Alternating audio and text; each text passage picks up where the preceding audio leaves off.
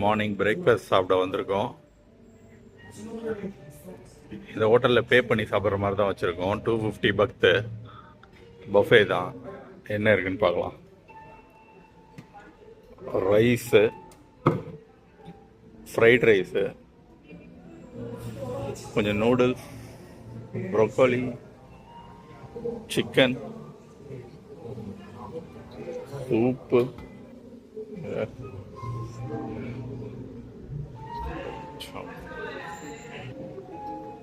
Sausage இருக்கு, omelette, half boil. இங்கே half boil தான்.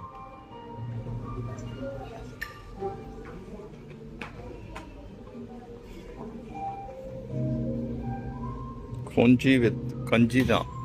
கஞ்சி வித் போர்க்கா, நூடுல் வித் சிக்கன். ஓகே, அவ்வளோதான். காஃபி வச்சுருக்காங்க. As usual bread. ஆர்த்தி, உனக்கு பிடிச்ச ஐட்டம் இருக்குது. க்ரொசான், அப்புறம் சாலட் இருக்குது. அவ்வளோதான். சிக்கன். இங்கே பார்த்தீங்கன்னா பேன்கேக். ஓகே, இங்கே என்னமா இருக்குது? ஜூஸ் இருக்குது. ஓகே, ஜூஸும் வச்சுருக்குறாங்கப்பா. அவ்வளோதான். இதுதான் breakfast buffet. Good morning Aju. Good morning டீமா. எவர் இந்த ஹோட்டலில் இந்த செட்டப் கொடுத்தது சூப்பராக இருக்குல்ல? ஆமாம், உட்காந்து ஒர்க் பண்ண கம்ஃபர்டபுளாக இருக்குது. எந்த ஹோட்டலில் இது மாதிரி கொடுக்கல.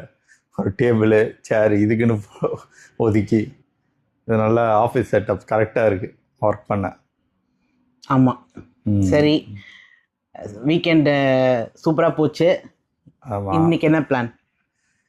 ஏம்மா, வீக்கெண்டு 2 நாளும் சாட்டர்டே சண்டே காலையில் எழுந்து நம்ம 8 மணிக்கெல்லாம் ஓடி பயங்கர டயர்டாக இருக்குமா. இன்றைக்கி எதுவும் பிளான் பண்ண வேண்டாம். காலையில் நம்ம ரூம்லேயே இருப்போம், கொஞ்சம் ரிலாக்ஸ்லாம் பண்ணிவிட்டு ஈவினிங் மாதிரி வேணால் எங்கேயாவது போகலாம். ஓகேவா? ஓகே. ஸோ ரெஸ்ட் டே இன்னைக்கு. ஆமாம், ரெஸ்ட் டே தான். காலை பஃபே, சூப்பர் பஃபே சாப்பிட்டோம். ஒரு தூக்கத்தை போட்டோன்னா ஆமாம், இன்னும் ரெஃப்ரெஷ் ஆகிடும். அதுதான் பெஸ்ட்டு. கொஞ்சம் நேரம் தூங்கினோன்னா பாடி ரிலாக்ஸ் ஆகிடும். அதுக்கப்புறம் நம்ம ஈவினிங் எங்கேயாவது போயிட்டு வந்தால் மறுபடியும் டயர்டாகிடும். நைட்டு படுத்து தூங்க கரெக்டாக இருக்கும். சரி, ஈவினிங் இங்கே பார்க் இருக்குது, லும்பினி பார்க்னு ஒன்று இருக்குது, பெரிய பார்க் போல். அந்த பார்க் வேணால் போகலாம், நல்லாயிருக்கும்னு போட்டிருக்காங்க. அந்த பார்க்கு போய் நம்ம பார்க்கில் அப்படியே வாக் பண்ணிவிட்டு இன்றைக்கி டே கரெக்டாக போயிடுமா. பார்க் போனால் மார்னிங் எங்கேயும் போக வேண்டாம், ரிலாக்ஸே பண்ணலாம். சரி, ஈவினிங் பார்க்கலாம். ஈவினிங் பார்ப்போம். அத்தி,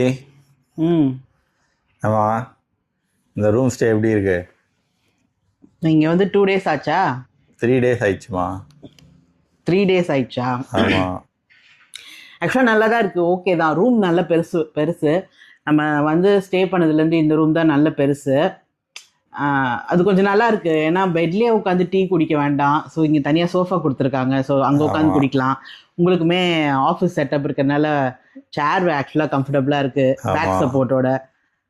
ஸோ ரூம்லாம் நல்லா இருக்குது. ஆக்சஸும் ஈஸியாக தான் இருக்குது. Public transport. 2 விஷயம் பாசிட்டிவ், ஒரே நெகட்டிவ். பாசிட்டிவ் விஷயம் என்னென்னா 7-Eleven பக்கத்திலே இருக்குது. ஸோ நம்ம எது தேவைனாலும் பக்கத்தில் போய் வாங்கிக்கலாம், ரோடை கிராஸ் பண்ணாலே இருக்குது. இன்னொன்று பார்த்தீங்கன்னா, அந்த வாஷ் பண்ணுறதுக்கு க்ளோத்ஸ் எல்லாம் வாஷ் பண்ண அந்த ஓப்பன் வாஷிங் மிஷின், அதுவும் ஒரு பில்டிங் தள்ளியே இருக்குது.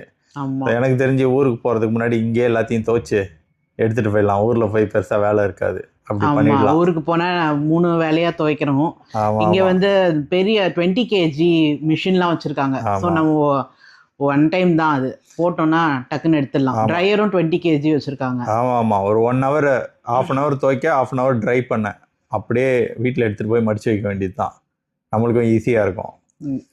நெகட்டிவ் என்னென்னா, நான் மெட்ரோ ஸ்டேஷன் கொஞ்சம் பக்கத்தில் தான் இருக்கும்னு நினச்சேன். ஆனால் அது 950 மீட்டர்ன்றதே கொஞ்சம் படியெல்லாம் ஏறி போகிற மாதிரி இருக்குது. ஒரு லாங் ஸ்ட்ரெச்சாக இருக்குது. அது நடக்கிறது தான் கொஞ்சம் கடுப்பாக இருக்குது நம்ம எங்கேயாவது போனோன்னா. ஏன்னா நம்ம ரூமில் நல்லா ரெடி ஆகிருப்போம். இங்கே அடிக்கிற வெயிலுக்கு இங்கேருந்து நடந்து போகிறதுக்குள்ளே தொப்பையாயிடுது. நடந்து போகிறதுக்குள்ளே வேர்த்து ஊற்றிடுது. ட்ரெயின் வந்துடும். ட்ரெயின்குள்ளே போனீங்கன்னா பயங்கர சில்லுன்னு இருக்கும்.